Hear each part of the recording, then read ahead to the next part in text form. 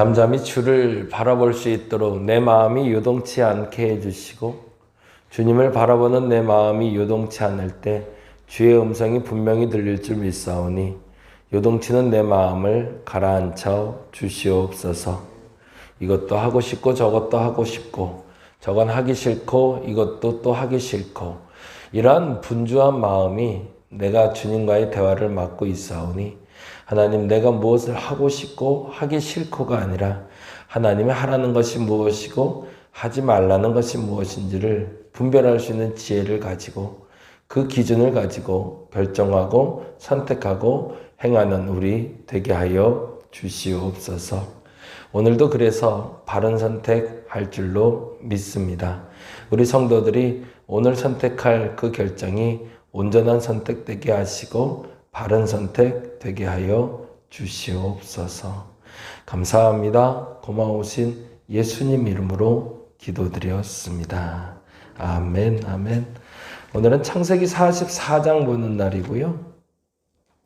창세기 44장 18절에서 44절까지인데, 34절까지인데요. 18절에서 26절까지만 보겠습니다.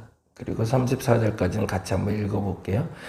18절에서 26절까지만 우리 같이 한 목소리로 읽도록 하겠습니다.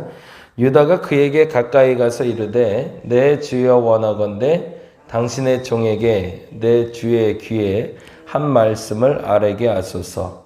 주의 종에게 노하지 마소서. 주는 바로와 같으심이니이다.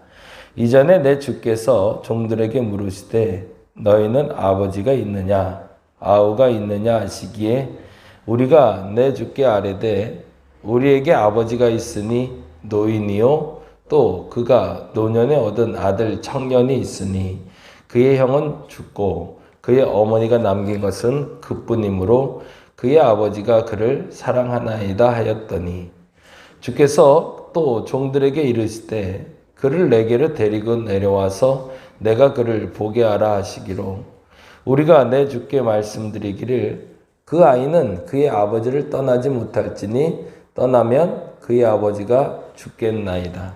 주께서 또 주의 종들에게 말씀하시되 너희 막내 아우가 너희와 함께 내려오지 아니하면 너희가 다시 내 얼굴을 보지 못하리라 하시기로, 우리가 주의 종 우리 아버지에게로 도로 올라가서 내 주의 말씀을 그대로 아뢰었나이다.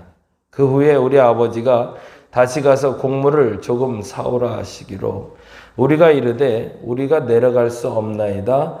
우리 막내 아우가 함께 가면 내려가려니와 막내 아우가 우리와 함께 가지 아니하면 그 사람의 얼굴을 볼 수 없음이니이다. 아멘. 유다가 요셉에게 말하는 장면인데요. 간단하게 먼저 어떤 이야기를 하고 있는지를 먼저 알아야 그 다음 얘기가 되니까요. 유다는 과거의 일에 대해서 한번 되짚어 보고 있어요. 유다가 12 형제들이 그 요셉을 만나는 장면부터 시작이 되는데, 요셉을 만날 때 요셉이 질문을 했다는 거죠. 너희에게 아버지가 있느냐 아우가 있느냐. 이 말이 요셉의 어떤 의중을 담고 있는지를 먼저 아는 게 제일 중요하죠. 그게 뭘까요? 너희가 아버지가 지금 살아있느냐라는 질문이기도 하고, 그리고 베냐민이 아직 살아있느냐의 질문도 있지만, 더 중요한 건 너희가 내 동생 베냐민을 어떻게 생각하는가를 보고 싶었던 거죠. 아버지에게 있어서 자신은 굉장히 소중한 아들이었기 때문에 아버지가 나를 잃고 어떻게 살아가고 계실지가 사뭇 궁금했던 거고, 어찌됐든 한 핏줄 유일한 동생인 베냐민이 어떻게 지내고 있는지, 나를 팔고 나를 죽었다고 표현하는 형들 앞에서 과연 내 아버지는 온전할까? 내 동생은 온전할까? 그것을 알고 싶었던 거죠. 그런데 유다가 그 형들과 올라왔을 때 이런 표현을 썼다는 거죠. 그게 20절인데요. 같이 한번 읽어볼게요. 우리가 내 주께 아뢰되 우리에게 아버지가 있으니 아버지가 살아있구나 를 알게 된 거죠. 그 얘기를 들으면서. 그런데 노인이요 또 그가 노년에 얻은 아들 청년이 있으니 그의 형은 죽고 그의 어머니가 남긴 것은 그뿐이므로. 이 단어가 요셉의 마음을 분노하게 하면서도 뭉클하게 하는 거죠. 아버지가 살아있구나. 그치. 이제 노인이 됐겠구나. 왜요? 벌써 시간이 20년이 지났거든요. 그때도 나이가 많으셨는데 나 잃고 나서 그때 나 예쁘다 하셨던 그 아버지가 나이가 많겠구나. 이게 이제 마음에 와 닿았던 거죠. 그런데 더 중요한 건 그에게 아들이 있는데 청년이 있으니 이런 표현이 하잖아. 내 동생이 다 컸겠구나. 내가 떠나올 때까지만 해도 아이였는데 그래서 난 아이라고 생각했는데 그 아이가 청년이 됐겠구나를 알게 됐겠죠. 그 다음에 중요하죠. 그의 형은 죽고. 이게 이제 충격인 거죠. 그러면 아버지는 나이가 어떻게 죽었다고 알고 계실까? 결국엔 형들이 내가 죽었다고 아버지께 말했구나. 나를 판 게 아니라 이 사실을 알게 된 거죠. 이제 진실을 조금씩 파헤쳐가기 시작하는 겁니다. 그리고 나서 나온 단어가 그의 마음을 확 붙잡습니다. 그게 뭐냐면 그의 아버지가 그를 사랑하나이다. 근데 이 말이 마음이 부딪히는 거죠. 아직도 내 아버지는 내 동생을 사랑하는구나. 그런데 확인을 해야겠는 거죠. 이제는 이 얘기를 들었지만 워낙 거짓말을 잘하는 형들이니 이 말이 진짜인지 가짜인지. 그래서 베냐민을 데려오라 라고 얘기했다는 거죠. 근데 그러고 나서 지금 이제 두 번째 은전 시험을 거치면서 베냐민의 자료에서 은전이 나오자 붙잡아 놨는데 유다가 다음과 같이 표현을 하고 있어요. 25절로 가보죠. 25절 같이 읽어봅니다. 그 후에 우리 아버지가 다시 가서 곡물을 조금 사오라 하시기로. 또 곡식이 떨어져서 사오라 해서 가는데 이렇게 표현했다는 거죠. 27절입니다. 주의 종 우리 아버지가 우리에게 이르되 너희도 알거니와 내 아내가 내게 두 아들을 낳았으나. 이제부터 아버지의 마음이 보이죠. 그리고 또 다른 진실을 만나게 되는 거죠. 내 아내가 내게 두 아들을 낳았으나 우리 아버지에겐 나의 어머니가 진짜 아내였구나인 걸 알게 되는 거죠. 그리고 내 동생과 나를 두 아들로 아직도 기억하고 있구나. 나를 잊지 않으셨구나. 그런데 그 다음에 이렇게 표현합니다. 28절. 하나는 내게서 나갔으므로. 여기까지만 봐도 그냥 잃어버렸다라고 생각했을 거라고 요셉은 생각했겠죠. 근데 그 다음에 뭐라고 했죠? 내가 말하기를 틀림없이 찢겨 죽었다. 아버지가 내가 짐승에게 찢겨 죽은 걸로 알고 있구나. 형들이 아버지에게 얼마나 잘못된 보고를 했는지를 알게 되는 거죠. 두 번째 진실인 거죠. 아버지가 나를 아직도 사랑하시는구나. 아버지가 내 동생을 사랑하시는구나. 그걸 알게 됐고, 그리고 두 번째로 알게 된 건 요셉이 찢겨 죽었다고 아버지가 잘못 알고 있구나. 그 사실을 또 알게 되는 거죠. 그런데 여기까지만 봤으면 이제는 형들은 죽어야죠. 그렇죠? 아니, 내 아버지가 아직도 나를 사랑하고 나도 아버지를 사랑하고 내 동생은 버젓이 살아있고 심지어 나는 짐승에게 찢겨 죽었다고 말하는 이 형들 앞에선 이제 너희들 끝났어 라고 말할 수 있는 단계까지 왔어요. 근데 이게 전화위복이 되는 단어가 나오는데 그 단어가 바로 32절이 됩니다. 같이 한번 읽어볼까요? 32절. 주의 종이 뭐라고 되어 있어요? 내 아버지에게 아이를 담보하기를. 이 주의 종은 누굴까요? 유다를 얘기하고 있거든요. 그런데 내가 생각해 보니 내 아버지에게 베냐민을 담보하기를 이란 뜻이거든요.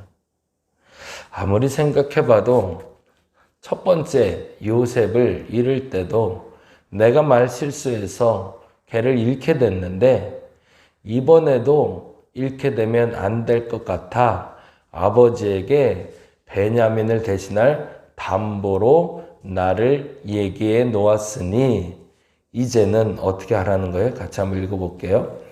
33절입니다. 이제 주의 종으로 그 아이를 대신하여 머물러 있어 내 주의 종이 되게 하시고 그 아이는 그의 형제들과 올려 보내소서. 뭐라 하는 거예요? 내 동생은 잘못 없어. 원래 괜찮은 애였고 절대 남의 거 손 안 대. 예, 뭐 남에게 주는 건 좋아했지 남의 거 갖고 오는 거 이런 거 그런 핑계를 안 대고 있어요. 유다는.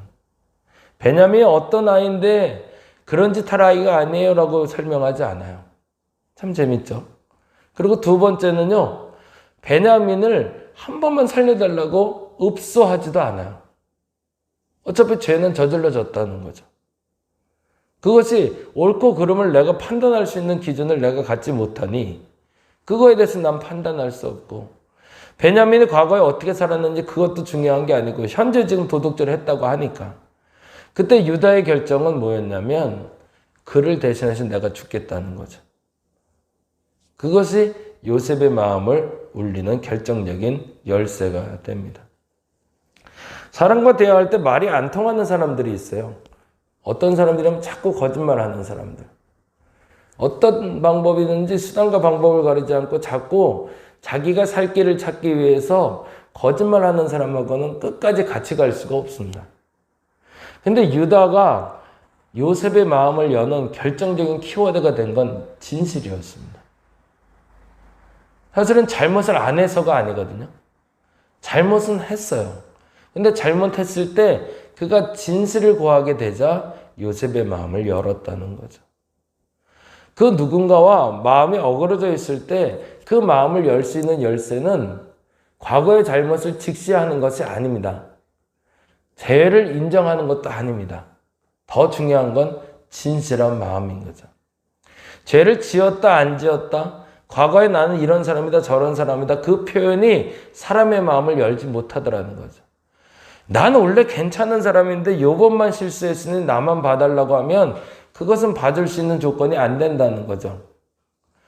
지금 어떻게든 지금 한번 실수한 거니까 좀 봐달라고 한다고 그것이 이 사람의 마음을 바꿀 수 있는 열쇠가 되지는 않는다는 거죠. 정말 사람의 마음을 바꿀 수 있는 열쇠는 지금 내가 죄를 지었는지 안 지었는지 그 상황이 이렇든지 저렇든지 그건 잘 모르겠지만 그러나 내 마음은 이렇게 진실하다고 그 진실을 드러내는 일을 통해서는 마음을 열 수 있다는 겁니다. 저와 여러분이 그런 오늘이 되었으면 좋겠습니다. 자꾸 나를 감추려고 내가 살려고 거짓말하는 내가 되지 않게 해달라고 기도하는 여러분 되었으면 좋겠습니다. 자꾸 포장하지 마시고 그냥 진실은 진실로 인정하고 그리고 그 진실을 고하며 그 진실로 말미암아 사람의 마음을 열 수 있는 저와 여러분 되었으면 좋겠습니다. 그래서 결정적으로 유다는 드디어 요셉의 닫힌 마음을 열게 됩니다. 그때까지는 꽁꽁 얼어 있었고 도저히 열릴 것 같지 않았던 요셉의 마음이 어찌 보면 요셉은 형들을 용서할 마음이 없었을 것 같아요. 상황을 파악한 후에 아버지를 모셔오고 베냐민을 데려오고 나머지 형들은 처단했을 수도 있을 거예요. 만일에 유다가 마음을 열지 않았다면. 그런데 유다는 그 마음의 문을 여는 진실의 키를 알고 있었던 거죠. 오늘 그렇게 기도했으면 좋겠습니다. 하나님, 내게 그 진실의 키를 달라고. 그래서 그 진실의 키를 통해서 내가 열어야 될 그 사람의 마음의 문을 활짝 열 수 있는 사람이 되게 해달라고 기도하는 저와 여러분 되시기를 간절히 바랍니다. 기도하겠습니다. 원래 이런 사람 아니에요 라는 표현이 사람 마음 바꿀 수 없습니다. 한 번만 봐주세요. 그것이 사람 마음 바꾸는 게 아닙니다.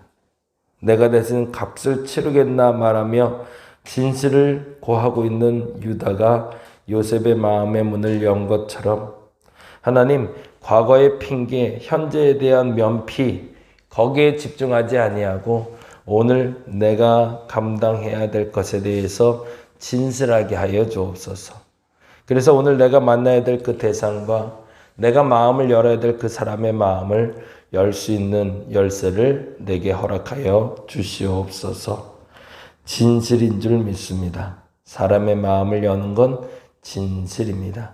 내게 그 진실함을 허락하여 주시옵소서. 감사합니다. 고마우신 예수님 이름으로 기도드렸습니다. 다 같이 기도하고 돌아가겠습니다.